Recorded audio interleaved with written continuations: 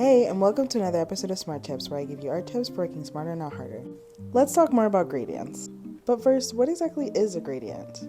A gradient is a transition from one value or hue to another. Now, this transition doesn't necessarily have to be seamless, but that really depends on the look that you're going for. As I said before, your gradients can either be with one color or it can be used with multiple colors.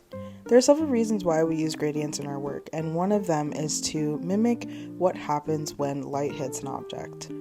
So for example, with the circle that I'm turning into a sphere, we are going from light to dark to show the drop off of light from the top of the circle to the bottom.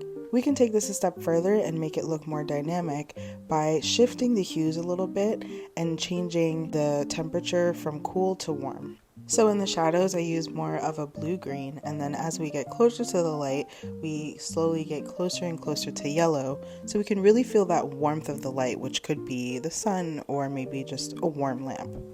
Using different colors like this can really add more depth to your work. We also use gradients to create movement.